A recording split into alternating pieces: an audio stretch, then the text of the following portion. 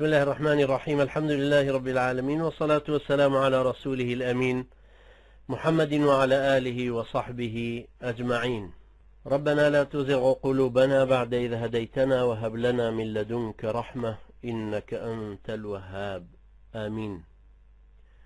واديار أمشو بالرزان چاوەڕوانی ئەوە ئەکەن کە ئینشاءڵڵا هەندێ شعر بخوێنینەوە لە بەرەوەی جەژنە و خوای پەروەردگار لە هەموو لایەکی پیرۆز کە خوای پەروەردگار جەژنەکانی ئایندەمان بە سەرکەوتنی زیاتر بهێنێتەوە سەر و زیاتر ئومەتەکەمان بەرە و پێشتر بچێ و لە یەکتر زیاتر نزیک بێتەوە، سەرکەوتنی زۆرتریش بەدەست بهێنێ هەتا ئەو کاتەی کە هەمومان لە سای خلافەتێکی ئیسلامیە ئینشاءڵڵا ئەحەسەینەوە. خوای پەروەردگار ئێمە شوێوە سەرکەوتوو بکە.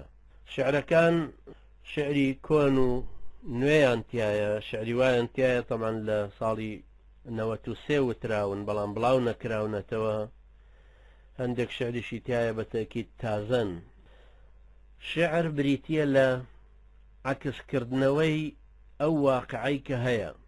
ئەو واقعەی کە هەیە هەمومان هەرەی بینین، بەڵام جاری وا هەیە کابرایەکی شاعر ئەتوانێت لە چەند دێڕە شعرێکە ڕسمیکە و بیخاتەوە مێشکی خەڵکی کە زیاتر لە بەرچاویان بێ و بیڵێنەوە بۆ ئەوەی هەوڵی گۆڕانکاریەکانی بدەن.